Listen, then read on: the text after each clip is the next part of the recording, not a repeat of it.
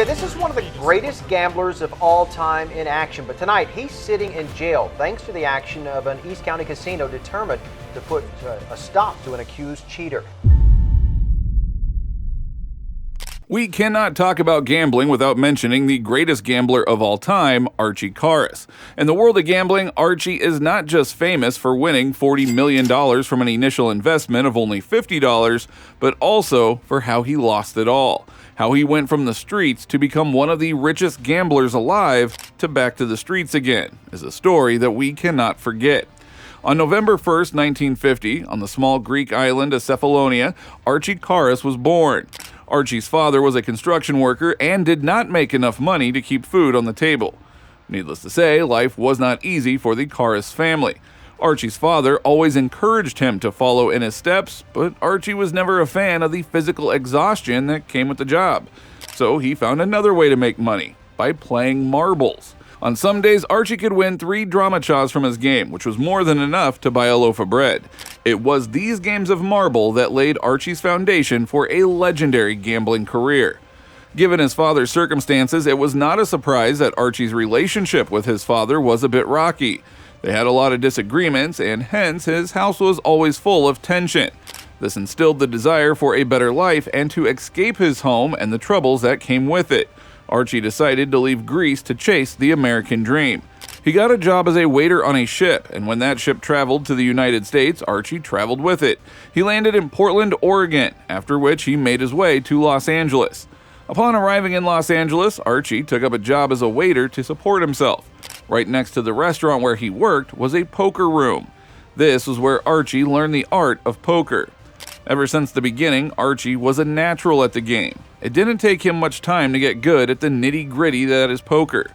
Among the local players, Archie was already famous, but that wasn't enough. He wasn't playing for just fun. He was playing to win big. The world of gambling is a high-pressure environment. The risks and stakes are too high in these games, but Archie thrived on this pressure. In December 1992, Archie went to Las Vegas with $50 in his pocket. After arriving in Vegas, the first thing he did was to get a $10,000 loan from a friend. With this loan, Archie went to the Raz tables, where he made $30,000 from that $10,000 in just a matter of a few hours. He then repaid the loan to his friend with a good amount of interest. With this first win, Archie went on a winning streak. He set up some rules for himself so he always wins the best, one of which was that he would only play the poker tables whose minimum bet was of $40,000. His major win came against Stu Unger, a famous World Series of Poker champion. Archie won $90,000 from him. After his huge victory, Archie faced Chip Reese in a match, one of the greatest poker players of all time. Archie won $2 million from him. Now, it wasn't like Archie was just playing and winning. He was dominating the gambling world. Every game, Archie brought in his best. He defeated the best and then pushed his luck to its limits. By winning these important matches against the best players in the world, Archie made a name for himself. His reputation grew, and it was not long before word spread about his successes. He became the player that everyone wanted to beat. But of course, no one could really beat him. Upon reaching his peak, Archie had won around $40 million from that initial start of $50. The period of his consecutive wins and peaks is known as the run. For Archie, his games and the consequent wins were never about the money, he just wanted to prove himself against the odds.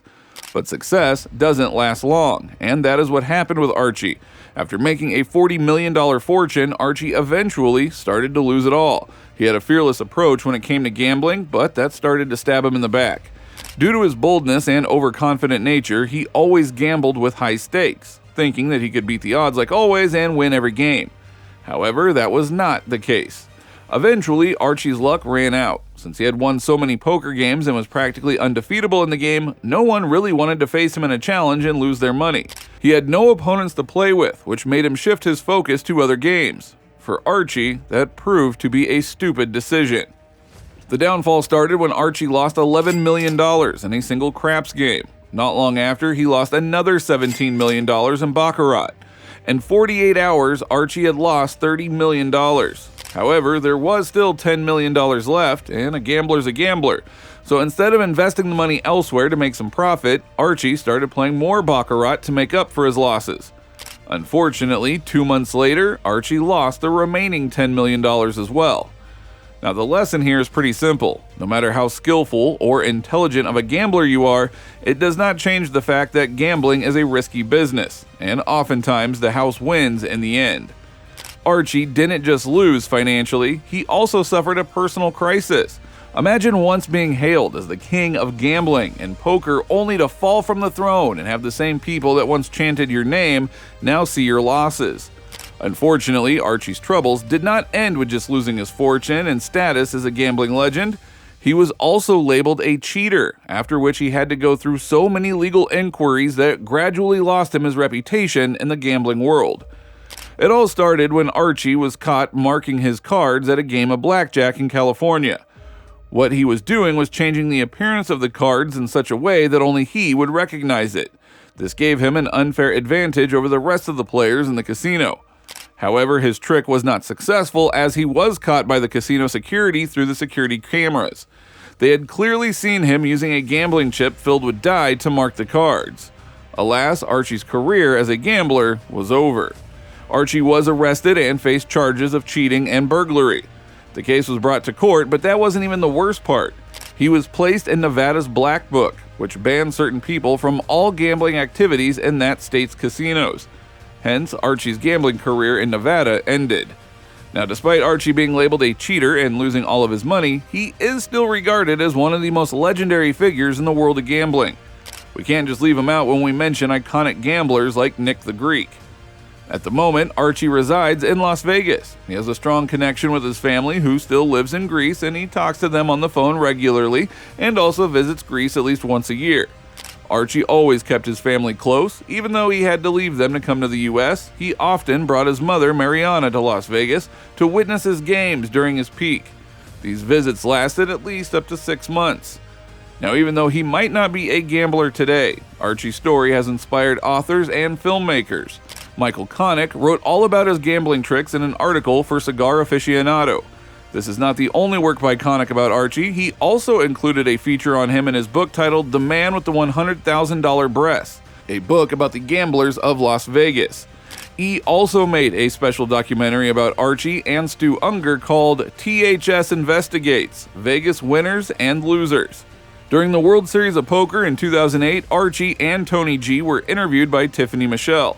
He was also mentioned as a featured player in ESPN's coverage of the 2008 WSOP. Archie Karas' journey through the gambling world is a story of huge wins and even bigger losses. It shows just how risky and unpredictable gambling can be. So why do you think Archie kept pushing his luck even after winning so much? Let us know down in the comments.